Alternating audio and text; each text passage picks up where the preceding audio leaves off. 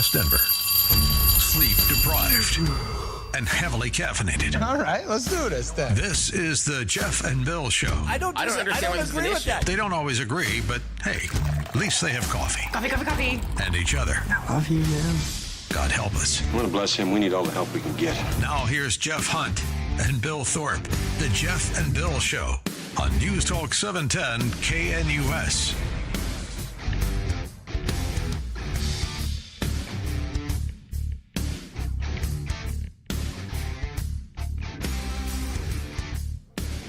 Rick, 7 a.m. in the Mile High City on this Wednesday, September 24th, 2025. Good morning, Denver, Colorado. You've tuned in to the Jeff and Bill Show, News Talk 710 KNUS.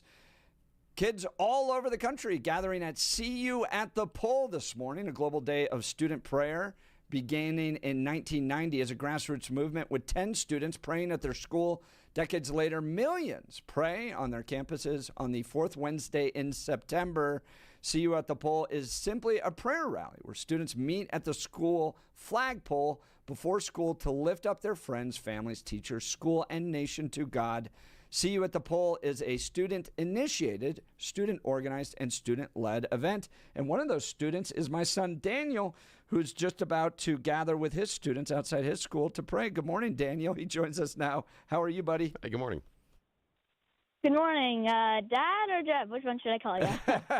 You can call me Dad, buddy. How are you feeling? You're going to lead a little prayer this morning at your school. Is that right?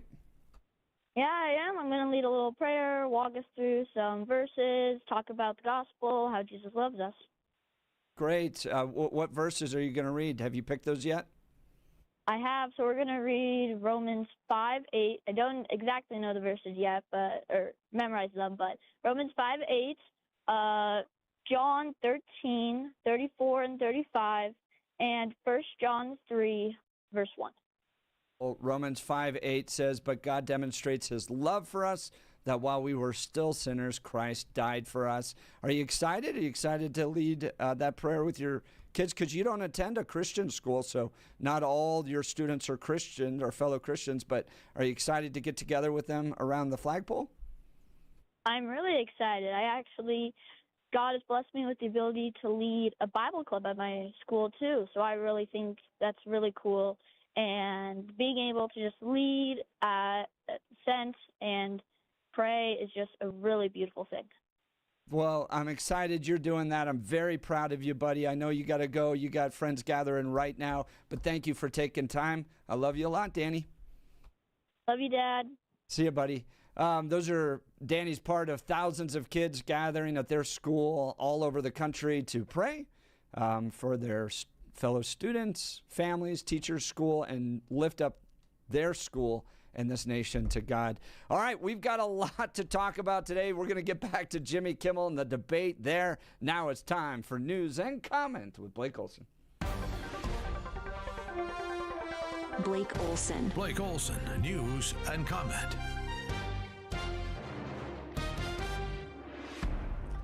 Good Wednesday morning, 46 sunny in Denver, expecting a high of 68 today. This portion of the news sponsored by Pastor Camp Heating and Air Conditioning at 303-777-1234 to learn more about special savings opportunities on Lennox equipment. Our top story. Apparently, it occurred when detainees were being brought into this Sally Port. This shooter, we're not sure exactly where he was located, but was able to shoot into that Sally Port and struck at least 3 people. There's been a shooting at an ICE facility in Dallas. Early reports are that 3 people were critically wounded and the shooter is dead. The victims were in ICE custody. The shooter was found on the roof of a nearby immigration attorney's office. He reportedly shot himself when confronted. A deadly shooting in Parker last night near the city skate park in the area of South 20 Mile Road and East Longs Way around 6:35. A disagreement between people in 2 vehicles led to gunfire. Officers found a man dead near his vehicle when they arrived at the location. Police say a person of interest and the other vehicle involved were located a few hours after the shooting. Authorities say the missing Boulder girl, who was the subject of an Amber Alert, has been found safe. 19-year-old Juan Bretado Lopez was detained for questioning, and the case is still under investigation. And the truth is, I don't think what I have to say is going to make much of a difference. If you like me, you like me. If you don't, you don't. I have no illusions about changing anyone's mind. But I do want to make something clear because it's important to me as a human, and that is you understand that it was never my intention to make light of the murder of a young man. Okay, Jimmy Kimmel Live is back on the air. The former comedian hosted his first show since he was suspended indefinitely last week by ABC. I don't think there's anything funny about it. I posted a message on Instagram on the day he was killed, sending love to his family and asking for compassion, and I meant it, and I still do. Nor was it my intention to blame any specific group for the actions of what it was obviously a deeply disturbed individual. But you did. You said he was MAGA, and you didn't apologize for it. That was really the opposite of the point I was trying to make, but I understand that to some that felt either ill-timed or unclear, or maybe both. And for those who think I did point a finger, I get why you're upset. If the situation was reversed, there's a good chance I'd have felt the same way. Okay, the show will continue with low ratings the rest of the way. DJT says that he may think about suing ABC again for bringing him back. Any comments, Jeff? No, he should thank Donald Trump for giving him that audience. And I don't. Not 6 months from now, Jimmy Kimmel, I don't think will be on the air still. Yeah, I don't think so either. You're right. 47 is telling Arab leaders that he wants to end the war in Gaza. Trump met with leaders from Saudi Arabia, the United Arab Emirates, Qatar, Egypt, and other Muslim nations on Tuesday and said the Israeli-Gaza conflict should probably never have started. DJT looked like he was being sabotaged at the UN on Tuesday. All I got from the United Nations was an escalator that on the way up stopped right in the middle. If the First Lady wasn't in great shape, she would have fallen. But she's in great shape. We're both in good shape. We both stood. And then a teleprompter that didn't work. These are the two things I got from the United Nations, a bad escalator and a bad teleprompter. Thank you very much. Caroline Leavitt was on Fox last night and also reported that the audio was a lot lower for DJT than any of the other leaders. And then the gift that just keeps on giving. Kamala Khan goes on The View with the intellectuals. And what we just saw in terms of a presentation at the United Nations, I talk about it. I talked about, remember in the debate? Yeah. They laughed at him the last time he was in front of the UN. Yeah, this time you remember just about, I don't know, several weeks ago, that meeting with Xi and Kim Jong-un and Putin? You think they're not laughing? Oh, they are. As they create a new axis of partnership. What's happening? You bring people into the Oval Office. I have spent a lot of time in the Oval Office. I have spent time in the Oval Office with the president, receiving our allies and our friends from around the world. And consistently, we have seen Donald Trump bring people into the Oval Office, be they a United States governor or the head of a state of a friendly nation, and embarrass them and ridicule and demean them. Yeah, preach. That is not what a president does. No, not at all. Preach. It is fun. I'm going to read her book. I'm excited to read her book. 107 Days of Hell. But she's on her final tour, man. Yeah, she's not she running is. for governor. This True. is it. Yep. And She then was off successful. into, She ruined Northern California and the state. Right. Who was Dan Quayle? That's it. Yeah, she's Dan off Quayle. into Dan Quayle world. Yeah. Just oh yeah, you remember This is true. him? You remember her? Enjoyed the Exactly. final tour, Kamala. Exactly. Oh man. Hey, okay, Ryan Ruth, who tried to assassinate DJT in Florida, has been found guilty. Google says the YouTube accounts were permanently banned for political speech. Those accounts could be reinstated. The tech giant now says that they value conservative voices. Yeah, man. I mean, they all work together. The FDA is warning of radioactive shrimp being sold at Kroger. Aquastar Corporation is recalling its Kroger Raw Easy Peel shrimp. Kroger Marcato cooked shrimp and Aquastar shrimp skewers. The FDA says the shrimp sold in over 30 states may be contaminated with radioactive material.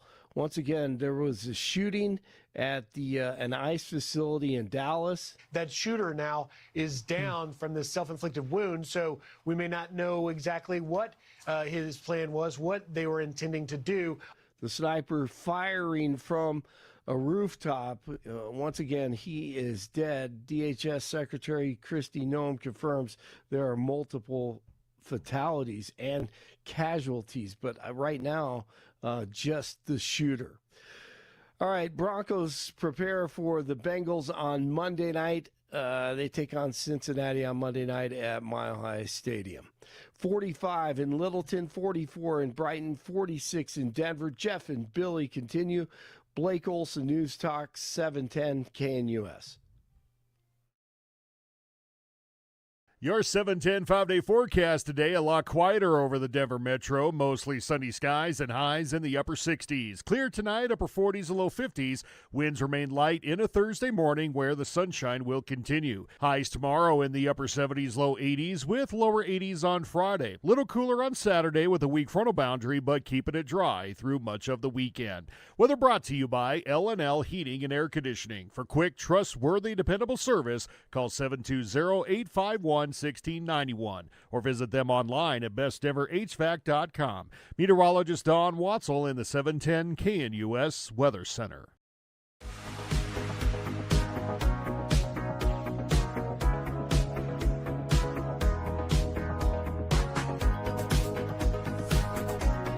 Welcome back to the Jeff and Bill Show. For 4 years, Joe Biden deplatformed people on X, Facebook, Google talking about it yesterday, how active the Biden administration was. They felt your critique of the mask mandates or the effectiveness of the vaccine was grounds for deplatforming, and you were a threat to the health and well-being of the American people, so you must be deplatformed. And then Jimmy Kimmel gets pulled off the air for like 2 days. And this letter comes with 400 plus artists joining together to make a statement.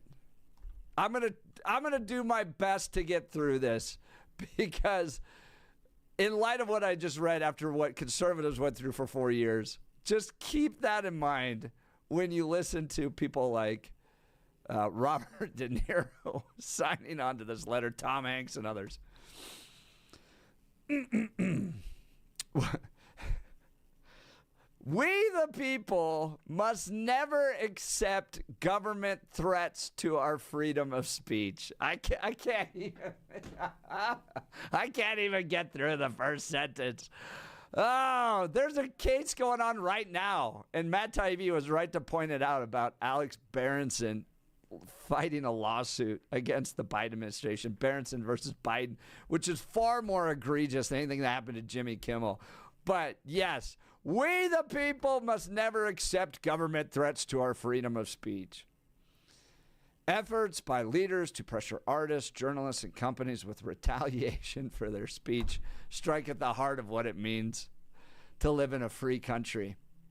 Last week, Jimmy Kimmel was taken off the air after the government threatened a private company with retaliation, marking a dark moment for freedom of speech in our nation. In an attempt to silence its critics, our government has resorted to threatening the livelihoods of journalists, talk show hosts, artists, creatives, and entertainers across the board. This runs counter to the values our nation was built upon and our Constitution guarantees. We know this moment is bigger than us and our industry. Teachers, government employees, law firms, researchers, universities, and students. Students! They finally care about the students. Be a conservative student in any major university, or especially an elite university, or how about a Jewish student, by the way, that's been in any of these universities for the past decade, and let me know where the artists were that were standing up for you. Oh my gosh. And so many more are also facing direct attacks on their freedom of expression. I remember watching a video of a student with a Star of David necklace just trying to get to class on the campus of UCLA.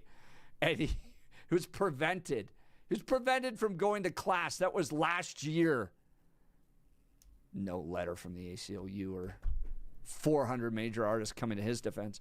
Regardless of our political affiliation, they're all Democrats on this.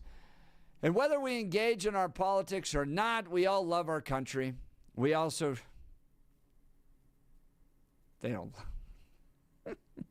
we also share the belief that our voices should never be silenced by those in power. Because if it happens to one of us, it happens to all of us.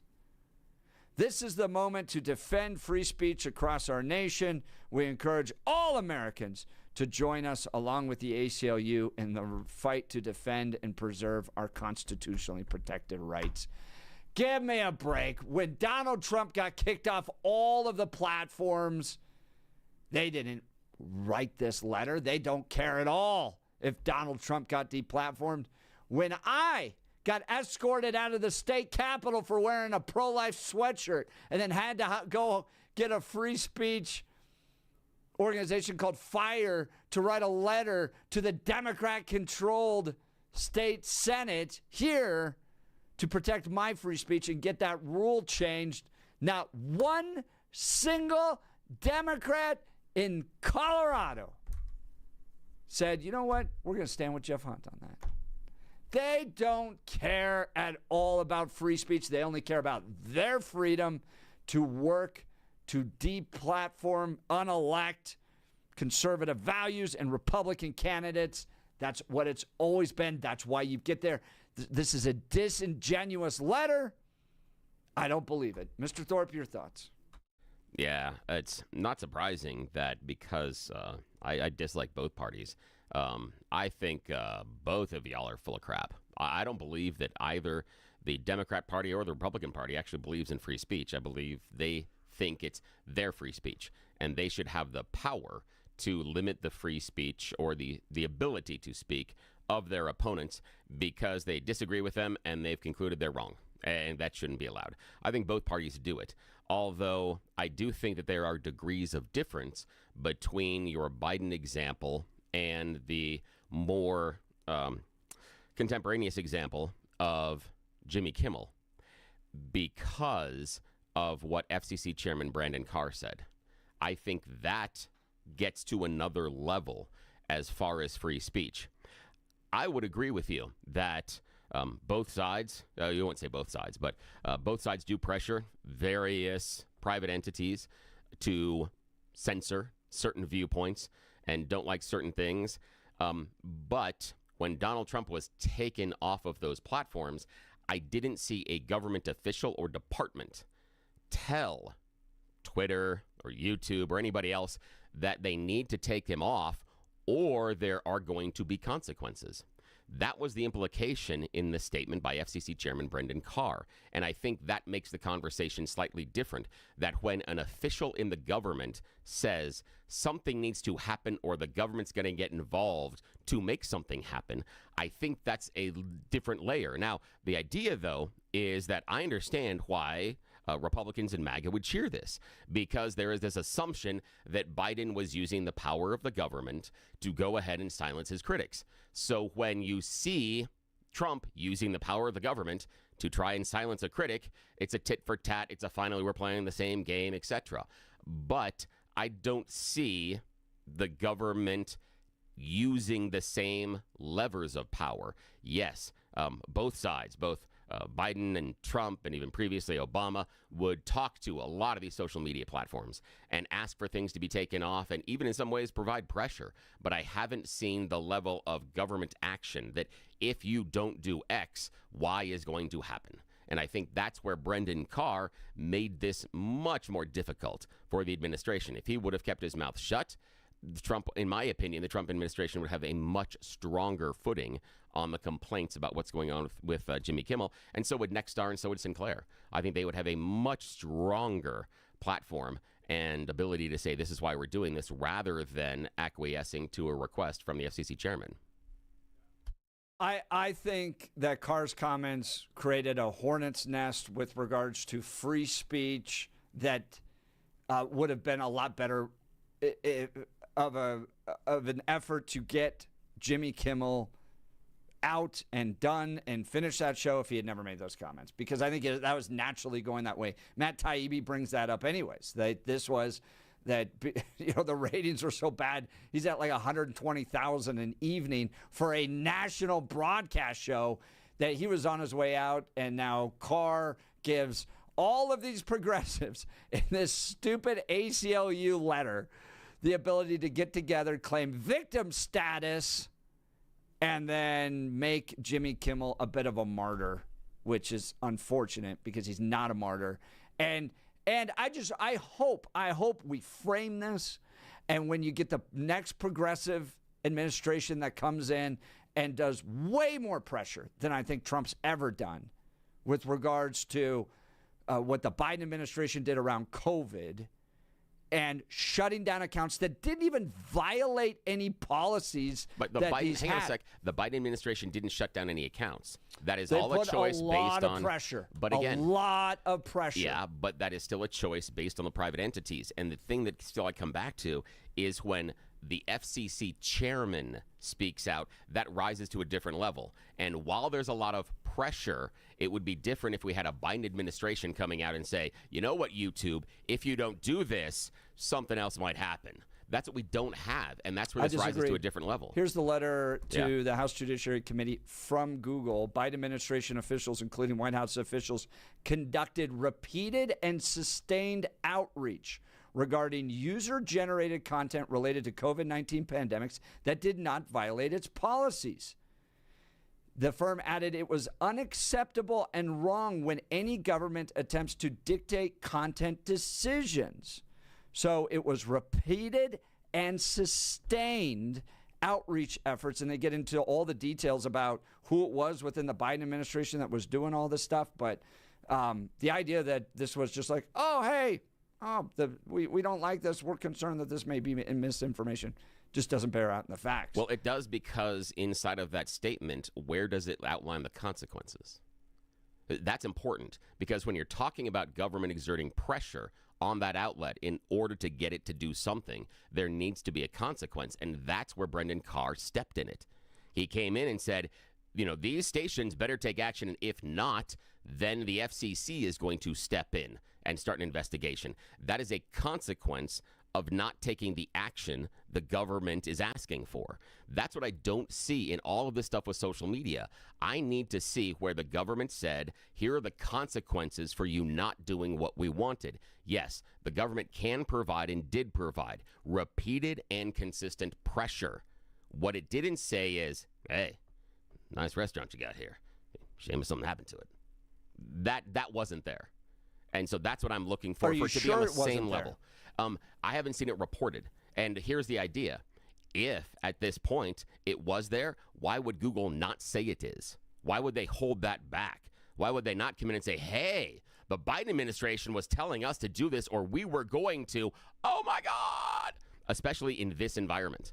If that happened, and I am a company like Google that is really super worried about things like antitrust lawsuits right now, I would really lean into the idea of the government telling me what I can and can't put on my platform, especially because it's going to be the government that's going to bring an antitrust lawsuit against me. So I would be super concerned, and I would absolutely be highlighting. Again, that's me. I don't know what the people inside of Google and Alphabet are making those decisions, but if it's me, I'm highlighting the undue pressure and consequences that the government forced me to take, because then I will take that into my antitrust lawsuit about the government, and I will use this, hey, you guys were trying to use undue pressure. That's what I need. I need consequences. I'm not saying it didn't exist, but I want to see those outlined.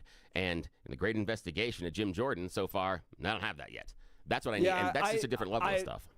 I think that's a way to try to dismiss what the Biden administration was doing. So you didn't tie the idea I'm going to lose my house to deplatforming you, therefore the pressure isn't quite as bad. It was repeated and sustained by the Biden administration to deplatform these, and for whatever reason, you think that because there wasn't a direct consequence tied to not doing it, it's not wrong? No, I'm saying that it's not at the same level of the government saying, hey, if you don't do this, then X is going to happen, because that's what FCC Chairman Brendan Carr did. And that's why I'm saying the two examples aren't necessarily analogous. That while, yes, both governments were providing pressure and asking for things, and again, Donald Trump repeatedly and continuously applies pressure to all sorts of things, claiming government needed to take action, from judges to court cases to people on the TV to TV stations, all of that. He repeatedly and continuously applies pressure on what he wants to see and who he wants to see silenced. So again, not unusual. But to me, the delineation point becomes the consequences. I'm not saying that what the Biden administration did was right. The constant and continuous pressure I have a problem with. And if I'm running a private company that does need to work with the government on certain things, I would be super concerned. Correct. And that can make me change my mind. Yes, absolutely. But if the government comes in and says, if stations don't do this, then the government is going to do X, that's a different level. Then if I'm running that company, I am going to take action 110%, because the government just told me there are consequences if I don't do what they want. That's the example that's different. And I would love to hear from people. 303-696-1971, 303-696-1971. Are they the same? Also, do you think Jimmy Kimmel did enough to say he's sorry? Is it really an apology, or is it not? I'd be curious to think what you heard last night during that monologue. Yeah, and what makes it more egregious what Biden did than what Carr ever did was Jimmy Kimmel got the ACLU and 400 stars like Tom Hanks, Jamie Lee Curtis, Jason Alexander to write a letter, while the Biden administration is deplatforming small little accounts that don't have the weight of a national media platform to be able to push back. So what's more egregious? A unfunny, low-rated comedian who doesn't actually care about free speech at all getting the FCC going, we could do this the easy way or the hard way, not actually taking any action to deplatform him, but saying, and I admit, I thought it was inappropriate for the chairman of the FCC to say that. But think about what the Biden administration did to everyday accounts that don't have the benefit of 400 of the nation's biggest movie, TV, entertainment stars coming to their defense. If you were deplatformed because of the Biden administration, you were just done. You were stuck. And you have lawsuits out there trying to raise the awareness of how egregious that was. And I think Matt Taibbi is exactly right. While Jimmy Kimmel becomes a speech icon, Alex Berenson fights alone on what could actually affect your free speech. All right, we'll get to the phone lines and text messages. You're listening to The Jeff and Bill Show. This is Denver's talk leader, News Talk 710, KNUS.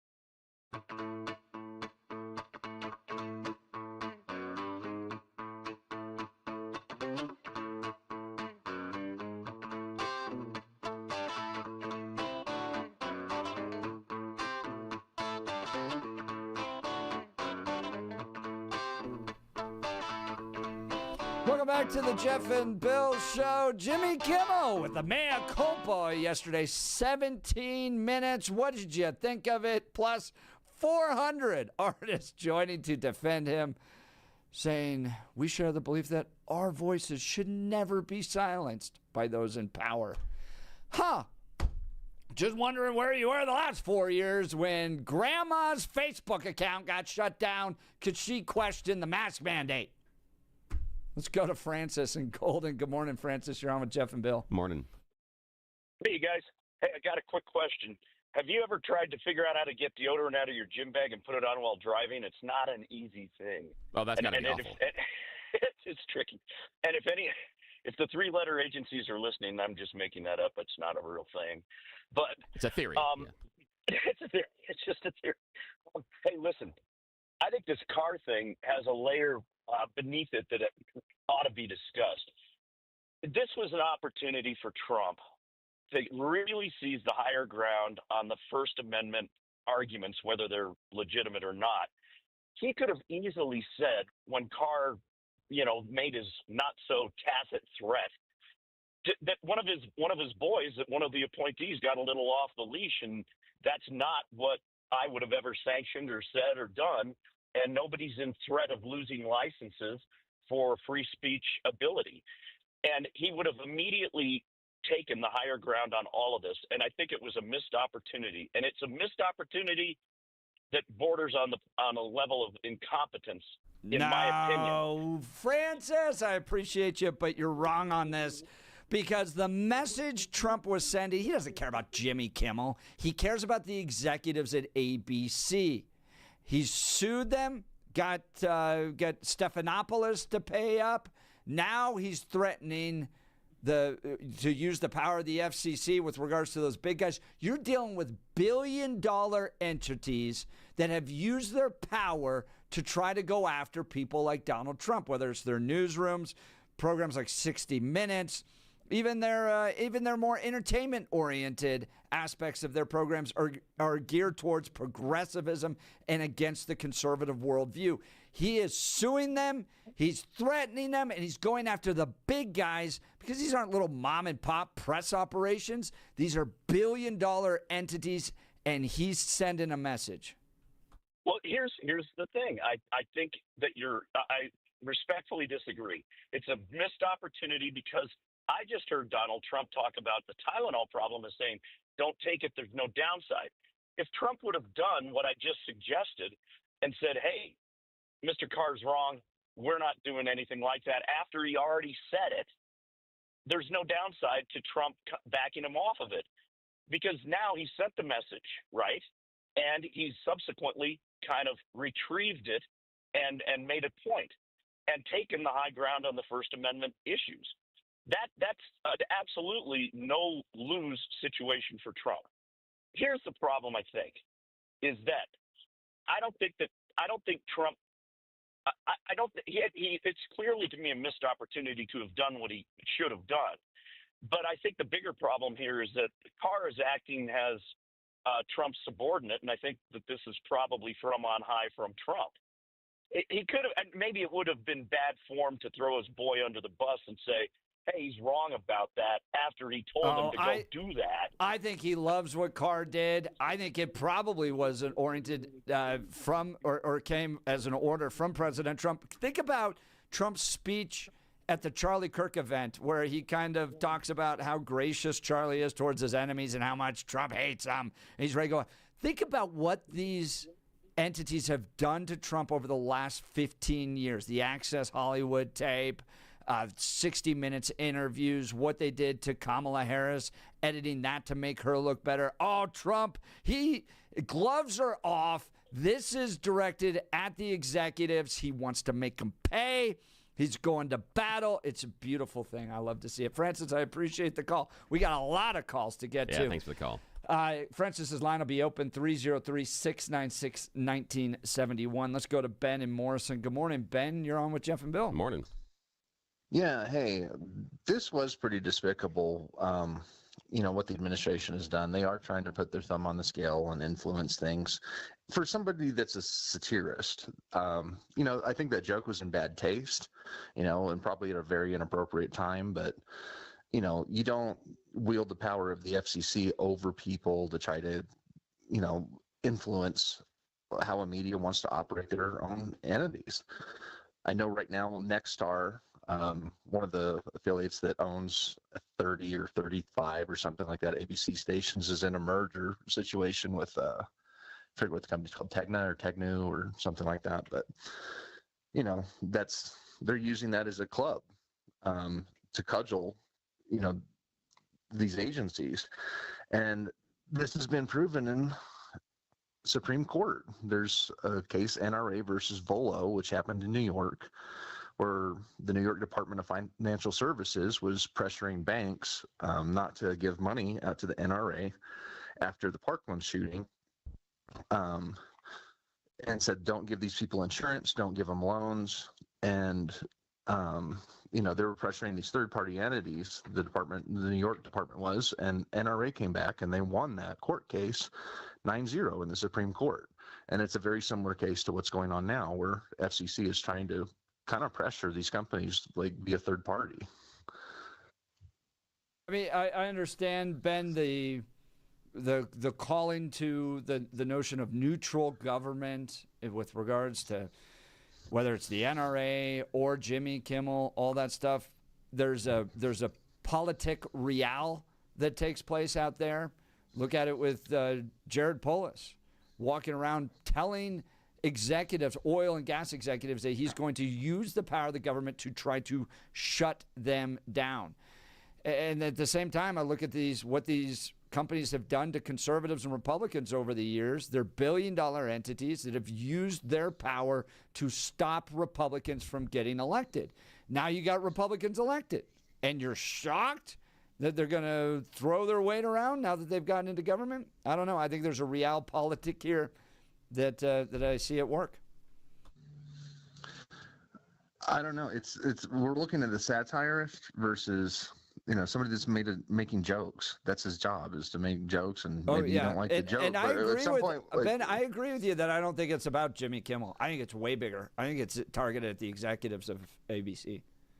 Yeah, I think it is too.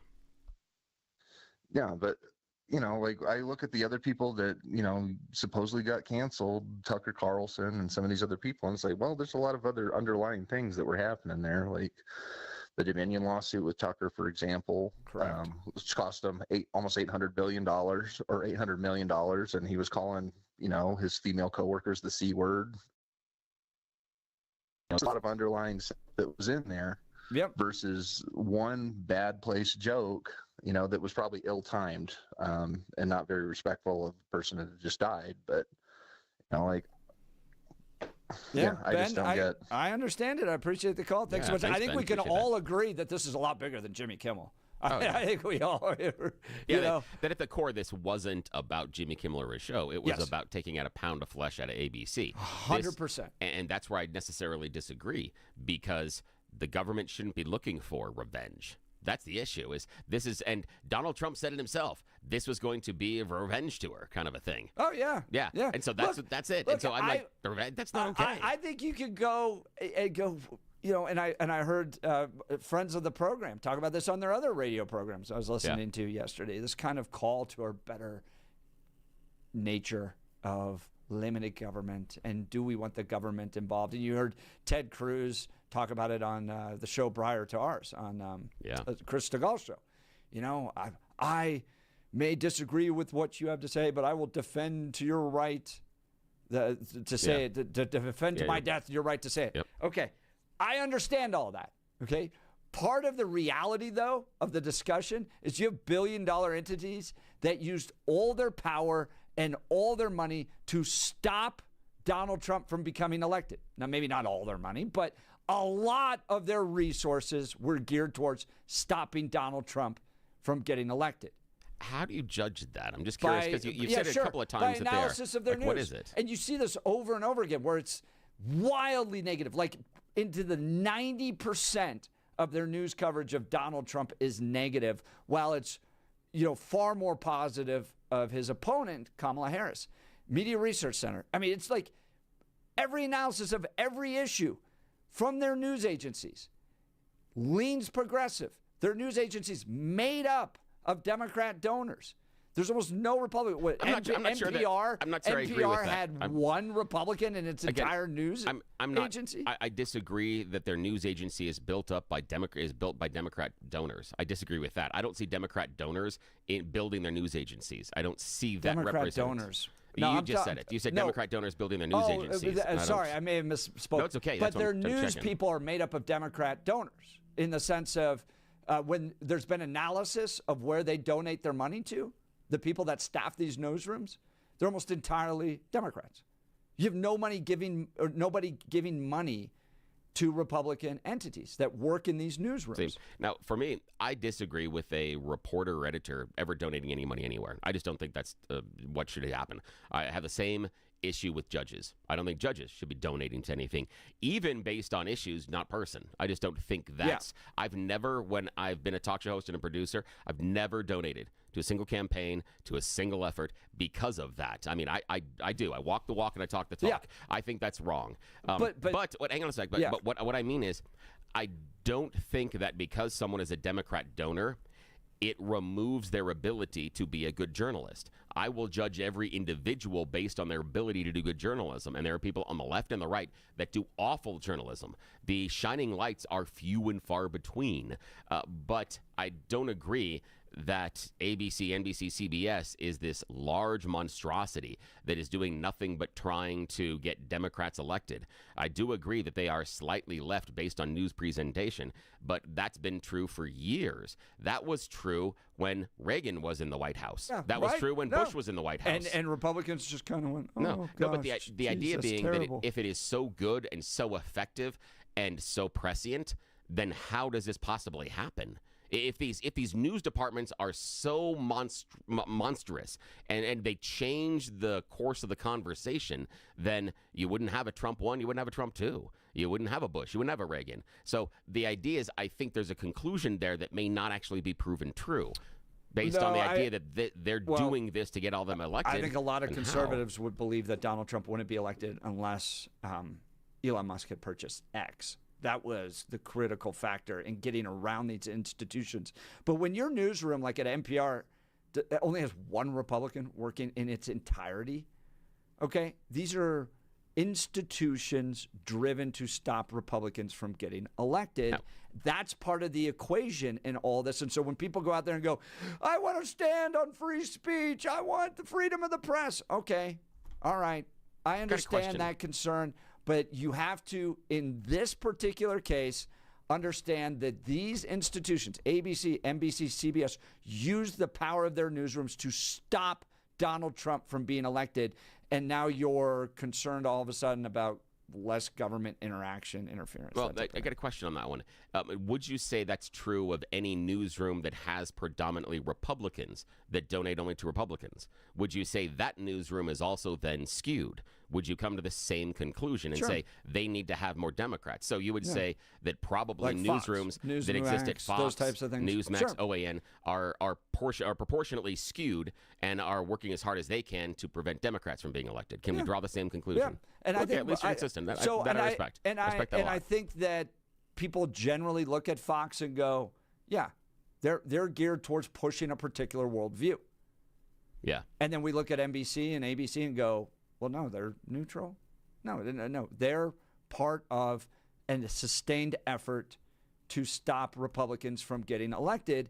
And all I'm saying is that in this conversation about Donald Trump's retribution against all that, just keep that in mind. This is not pure free speech type of issues where a big bad government is coming down on this neutral press agency. You get this letter from 400 major artists that say, we're going to stand against those who have been silenced by those in power. Baloney. You never have. You only stand up when a Republican threatens. That's fair. That's absolutely fair. Here's the thing, though, is that it's not only a violation of free speech if the government is coming down on a neutral press agency. If the government is coming down on a conservative press agency, it's a violation of free speech. If the government's coming down on a Democrat and liberal, it's a violation of free speech. Yeah, regardless. I get that. I get that. I'm just saying, to Ben's point, there's a realpolitik going on both sides of this. So to call us to a better angels about limited government and free press and all that stuff, there's more on the ground realities than just that. All right. We've got to get to a break. Join the conversation, 303-696-1971. Text us at 720-819-5115. You're listening to The Jeff and Bill Show. This is Denver's talk leader, News Talk 710 KNUS.